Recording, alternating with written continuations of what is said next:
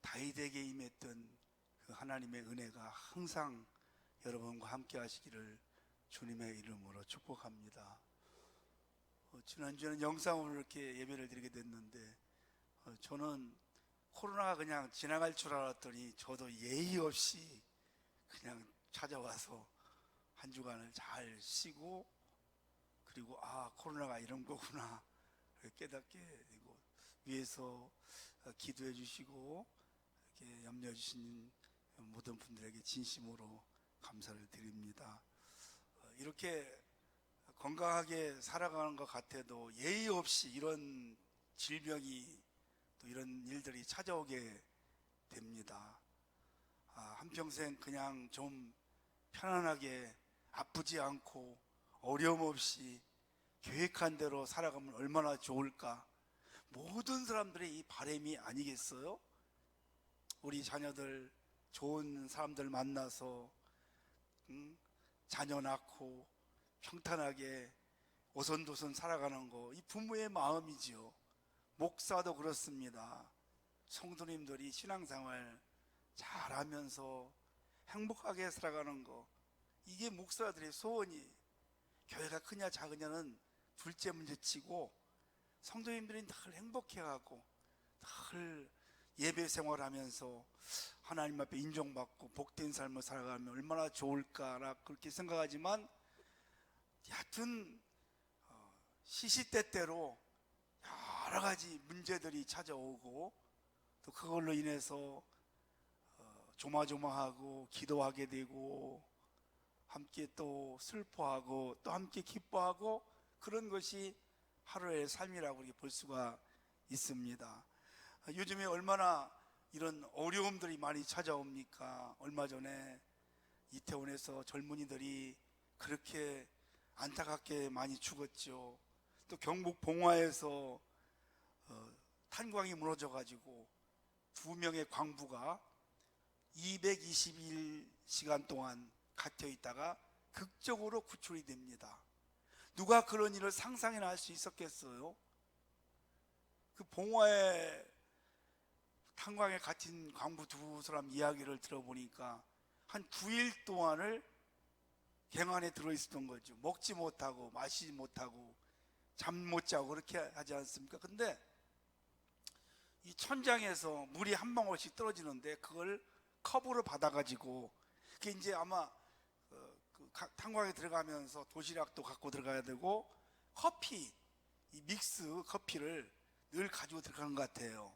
그래서 종이컵에다가 물을 받아가지고 물을 마시고, 그 종이컵에 물을 받아서 믹스 커피를 타가지고 그걸 마셔서 그게 보충이 됐다는 거예요. 비상식량으로 참 살 사람은 사는 것 같아요. 그렇게 해서 버텨서 건강하게 구출이 된 것을 또 보았습니다. 성도 여러분, 우리만 그런 것이 아니라 하나님을 믿는 사람뿐이 아니라 믿지 않는 사람 할 것 없이 이 땅을 살아가다 보면 그런 위험한 일, 정말 우리가 해결할 수 없는 일들을 누구에게나 다가오고 만날 수 있다는 것입니다. 어떻게 그런 어려움이 왔을 때 해결하느냐, 그것을 요즘의 말로 이야기하면 위기관리 능력이라고 합니다. 직장에서 신입사원을 채용할 때 시험을 보는데 그 위기관리 능력, 어떤 문제를, 위기를 주고 어떻게 이 사람이 해결하는가, 그걸 본다는 겁니다. 그래서 MBA 전문경영대학원, 또 CEO 전문경영인 과정의 필수 과목에 반드시 들어가 있는 과목이 뭐냐면 바로 이 위기관리 능력에 대한 그런 과목입니다. 위기를 만났을 때 어떻게 위기를 극복하고 해결할 수 있을까, 능력 있는 사람이냐 아니냐에 따라 거기서 판가름 날 수가 있습니다. 성경은요, 온통 이런 위기에 대한 이야기를 기록하고 있습니다. 그때의 믿음의 사람들이 어떻게 그 위기들을 잘 극복했는가에 대한 이야기들이 바로 성경에 대한 기록이에요. 요즘 다니엘 기도회를 진행 중에 있는데요, 거기 간증을 들어보면 그 위기들이 다 있어요. 그 위기들을 어떻게 잘 극복했는가, 그래서 어떻게 그것을 하나님의 역사로 만들었는가, 그 이야기하는 겁니다.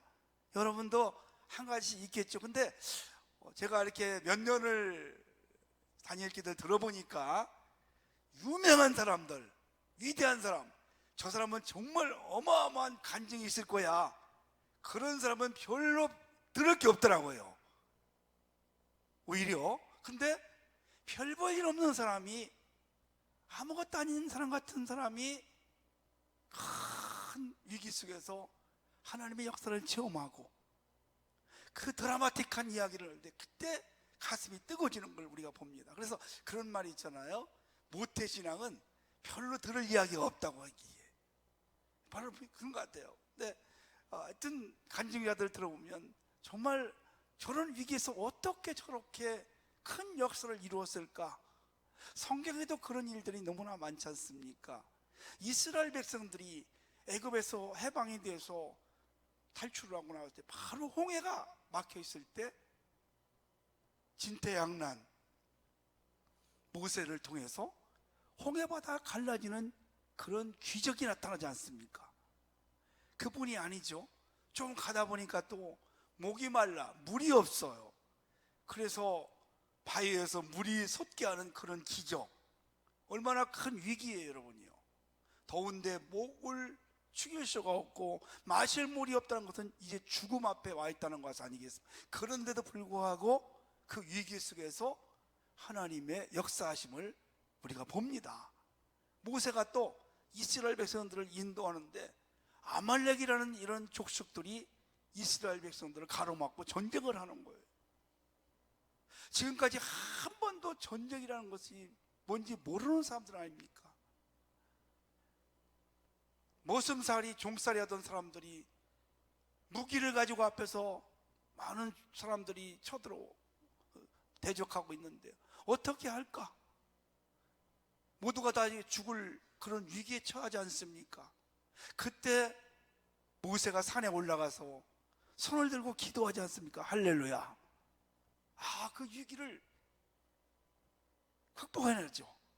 손을 들고 기도할 때는 이스라엘이 이기고, 피곤해서 손이 내려올 때는 이스라엘 패배하고, 손을 들고 기도하면 승리하고 기도하지 않으면 내가 패하는구나.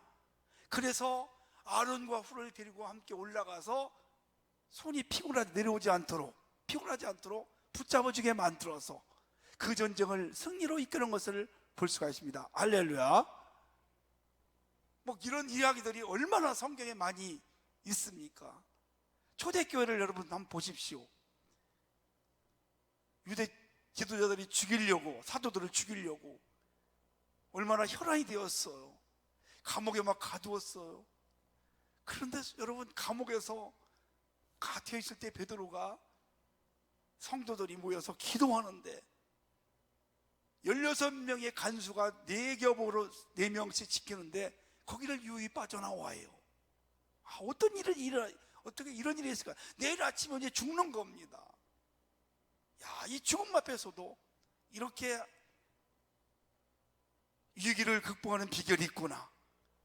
여러분, 우리가 그러면서 이제 어떻게 우리가 살아야 될 것인가, 어떻게 위기를 맞이하면 우리가 그것을 극복할 수 있겠는가, 그런 답을 얻어서 살아가는 것이 신앙이고, 그렇게 살아가는 사람들이 신앙의 승리자가 된 줄로 믿으시기를 바랍니다. 이 다윗 오늘 이야기를 좀 나누고 싶습니다. 이스라엘 역사상 가장 위대한 사람 중에 하나입니다. 나라를 통일해서 왕국으로 만들었어요. 지금도 이스라엘 국기에 보면 다윗의 별이 그려져 있습니다. 지금도 이스라엘 사람들은 다윗 같은 왕이 메시아로 와서 이스라엘을 다스려 주기를 원하고 있을 만큼 그렇게 기다리는 사람이 바로 다윗이에요. 예수님보다 더 기다리는 사람이 다윗입니다. 위대한 사람 중에 하나예요. 블레셋 골리앗 장군이 쳐들어왔을 때 하나님을 모욕하고 모든 백성들, 군인들, 왕까지 벌벌 떨고 있을 때 거기서 구해낸 사람이 바로 나라를 구한 사람이 다윗 아닙니까? 영웅 중에 영웅입니다. 이 사람은 어떻게 그렇게 위대한 사람이 되었을까? 모태신앙인처럼 부모님이 기도 많이 하고 잘 닦아놔서 평탄하게 아마 가서 그렇게 잘 되었을 거야. 부모님이 돈 많이 있어서 아마 잘 됐을 거야. 그런 게 아니지 않습니까? 골리앗 장군을 물리치고 난 후부터, 그때부터 그의 인생에는 말로 표현할 수 없는 위기가 찾아오지 않습니까? 그를 죽이려고 하는 사울왕이 있었어요. 그래서 다윗이 자기 나라에, 자기 고향에 살지 못하고 지금 어디에 지금 쫓겨와 있습니까? 피신해 와 있습니다. 시글락이라는 곳에 피신해 와 있습니다. 다윗과 함께하는 사람들이 한 600명쯤 되었어요. 억울한 사람들. 너무 억울한 게 다윗은, 성도 여러분, 나라를 구하고 평안하게 만들었는데 그때부터 위기가 찾아온 거예요. 참 이상합니다. 나라를 평안하게 만들고 좋은 일을 했으면 그때부터 영웅 대접을 받고 편안하게 두 다리 쭉 뻗고 권력을 가지고 돈을 가지고 평안하게 살아야 되는 것이 맞는데 그때부터 위기가 찾아오고 어려움이 찾아왔어요. 참 이상하잖아요. 그래서 저는 이런 이야기를 하지 않습니까? 신앙은 역설이다. 내가 좋은 일하고 착한 일하고 내가 하나님을 잘 섬길수록 고난은 더 크고 문제가 많을 수가 있다는 것입니다. 다윗은 파란만장한 삶을 살아요. 언제 군인들이 자기를 죽일지 모를 만큼 그렇게 조마조마한 삶을 10년 이상을 살아요. 그래서 지금 시글락이라는 곳에 피신해 살고 있는데 블레셋과의 전투를 하게 되었습니다. 3일 동안 전투를 하고 왔더니 그 사이에 소식을 듣고 왼수 같은 아말렉 사람들이 시글락 다윗의 동네에 찾아와서 큰 일을 벌인 거예요. 불을 지르고 다윗의 주 아내, 자녀, 그리고 600명의 다윗과 함께하는 사람들, 아내, 자녀들을 다 사로잡아갔어. 여러분, 이게 웬일이에요? 무슨 이런 일이 다 있단 말입니까? 넋을 잃고 있었어. 그런데요, 함께했던 다윗의 부하들이 울 기력이 없을 만큼 넋이 나갔습니다. 모든 소망을 다 잃어버린 거죠. 그리고는 그들이 뭐라고 합니까? 6절 말씀을 보니까 백성들이 자녀들 때문에 마음이 슬퍼서 다윗을 돌로 치자 하니 그랬어요. 다윗을 돌로 쳐 죽이겠다는 거예요. 너 때문에 이런 일이 당했다. 우리가 무슨 소망이 있냐 이제. 너 죽어라. 돌로 맞아 죽게 생겼어요. 아니 지금 사울왕에게 쫓겨서 언제 죽을지 모르는 그런 위기 속에서 하루하루를 지내는데 자기를 따르던 사람들이 자기를 또 돌로 쳐서 죽이겠다는 한마디에서 쿠데타가 일어난 겁니다. 큰일 났어요. 다급한 겁니다. 자, 여러분, 이럴 때 어떻게 했는가? 지금 내 상황이 다급합니다. 이러지도 못하고 저러지도 못하고 진퇴양난 사면초가에 걸려요. 지금은 여러분이 평안하게 갈지 모르겠지만 우리 삶에 언제 그런 일이 올 수 있을지도 몰라요, 여러분이요. 그럴 때 어떻게 하느냐는 거예요, 성도 여러분. 그냥 주저앉고 될 대로 되라 하시겠습니까? 아니면 원망하고 포기하고 그냥 손을 들고 나는 몰라라 하겠습니까? 누구 때문이라고 막 그 사람을 또 원망하겠습니까? 자, 이렇게 위기가 찾아왔을 때 다윗이 어떻게 해서 이 위기를 벗어났는가를 오늘 우리가 한번 찾아보도록 하겠습니다. 자, 자, 첫 번째로요, 이렇게 위기를 맞았을 때 6절 하반절 말씀을 보십시오. 그의 하나님 여호와를 힘입고 용기를 얻었더라. 아멘. 하나님을 바라본 거예요. 아멘. 사람을 바라보니까, 환경을 바라보니까 지금 절망이에요. 다급해요. 여기 다급하다는 말이 나와요. 6절 하반절에 보니까 크게 다급하였으나 곧 죽게 되는 겁니다. 곧 끝나는 거예요. 인생이요. 절대절명의 위기를 맞이했어요. 다급하였으나 하나님 여호와를 힘입고 용기를 얻었더라. 하나님을 바라보게 된 겁니다. 성도 여러분, 그렇습니다.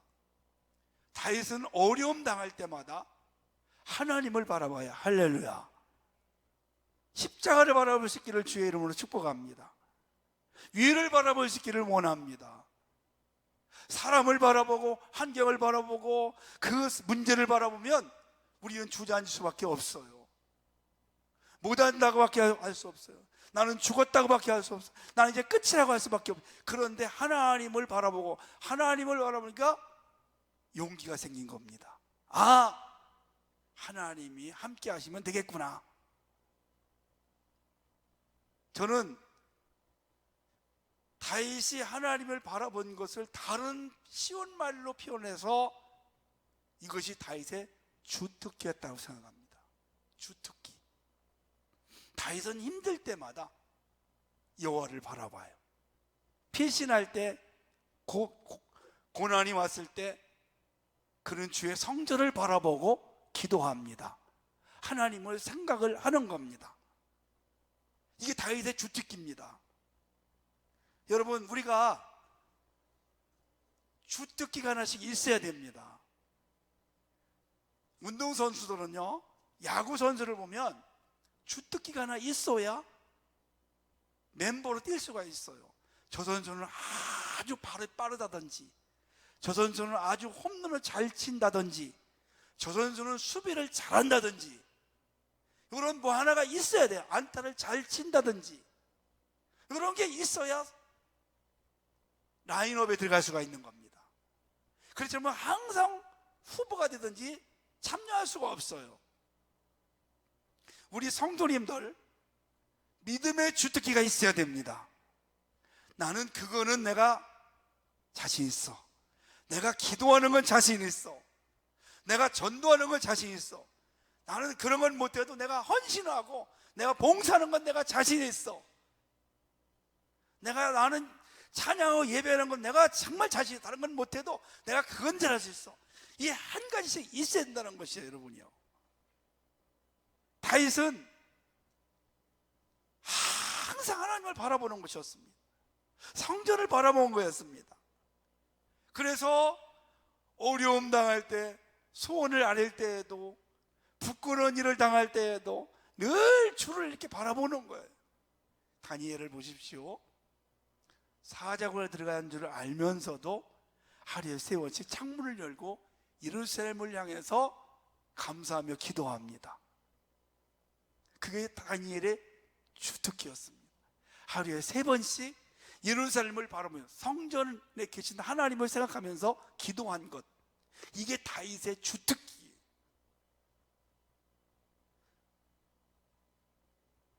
여러분은 어떤 주특기가 있으십니까? 그 사람은 정말 성실함이 주특기야. 성실하면 그런 말이 있지 않습니까? 세상에서 밥은 먹고 산다. 성실한 사람을 사람들이 찾아요. 마지막까지 변함없이, 흔들림 없이 그런 사람을 세상 사람들도 좋아합니다. 하나님도 변하지 않는 성실한 사람을 좋아해요. 올라갔다 내려갔다, 이랬다 저랬다, 그런 사람보다 꾸준하게 그 자리를 지키는 사람 참 좋아. 다윗은 정말 어떤 환경에 있어도 하나님을 바라보는 그 믿음, 그것이 다윗의 주특기였어요. 두 번째는요, 무슨 일이 생기면 제사장을 찾아가는 겁니다. 오늘도 본문에 보십시오. 7절 말씀 보니까 다윗이 아히멜렉 아들 제사장 아비에게 이르되 이렇게 말합니다. 어려움 당할 때마다 믿음의 제사장을 찾아가서 상의하고 부탁하고 모든 일을 믿음으로 처리하려고 노력을 하는 사람이에요. 멘토라고 이야기합니다. 멘토. 역대하 31장에 보니까 아스르의 사네립 왕이 많은 군대를 이끌고 예루살렘을 점령합니다. 히스기야 왕이 어떻게 할 수가 없어요. 그래서 히스기야 왕이 금식하면서 성전에 있던 선지자 이사야에게 찾아가서 함께 기도해 주십시오. 같이 기도합시다. 이 어려움을 어떻게 합니까? 그래 기도를 했는데요, 하나님께서 천사를 통해 가지고 그 나라를, 그 사람들을 다 멸절을 시켜요. 할렐루야.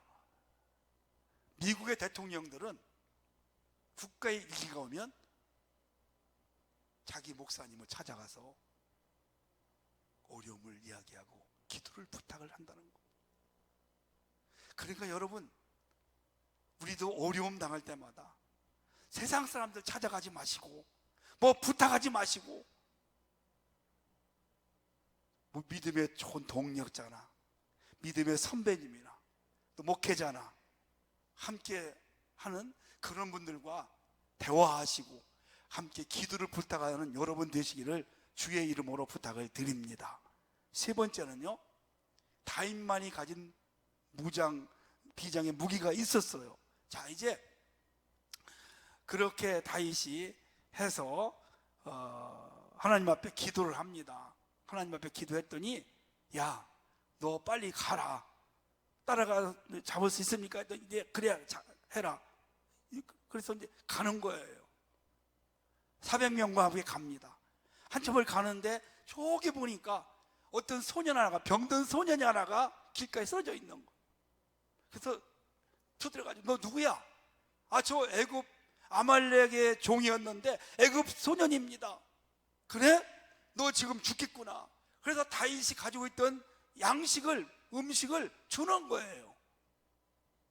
그걸 먹고 나니까 이 아이가 정신이 들었어요. 그리고 물어봤어요. 너 누구냐? 너 어디서 왔느냐? 나는 애굽 소년입니다. 나 아말렉 사람의 종입니다. 사흘 전에 병이 들어 주인이 나를 버렸습니다. 그리고는 아말렉 군대가 어디 있는가를 제가 알고 있습니다. 그래서요, 그거 찾아가서 그냥 잃어버렸던 거 다 찾아오고 승리를 거두게 되는 것입니다. 여러분, 다윗이 지금 이 소년 하나, 이거 외면해도 됩니다. 병든 소년이 지금 길가에 쓰러져 있어요. 지금 시급합니다. 자기 아내와 부하들의 자녀들, 아내, 수많은 사람들이 지금 잡혀서 1분 1초가 아깝습니다. 그들이 혹시라도 몸에 어떻게 해를 당하지 않을까 시급한 그런 상황 속에서도 병든 소년 하나를 외면치 아니하는 이 다윗의 주님의 마음, 우리 주님도 그렇지 않습니까?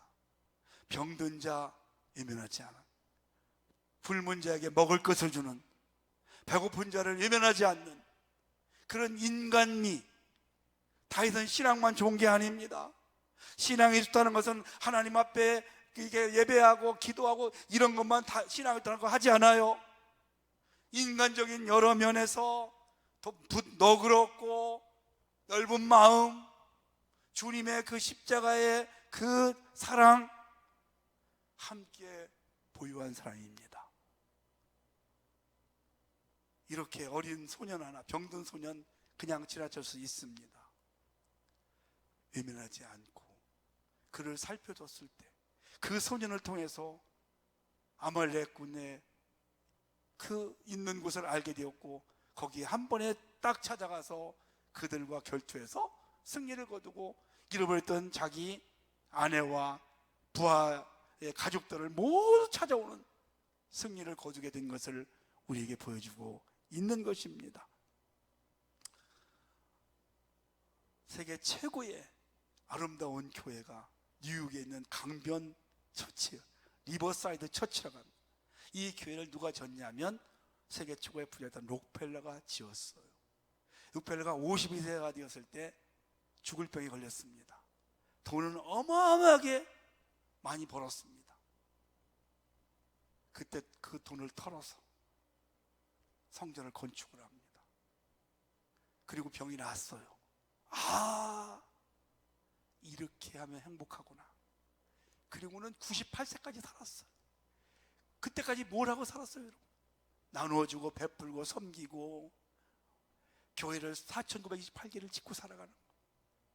우리가 이렇게 하나님 앞에도 온전하지만 우리 주변을 돌보면서 그렇게 소외당한 사람들도 외면치 않는 그러한 다윗 같은 삶을 살아가심으로 하나님이 다윗에게 임했던 놀라운 축복이 우리 성도님들에게 임하시기를 주님의 이름으로 축원합니다.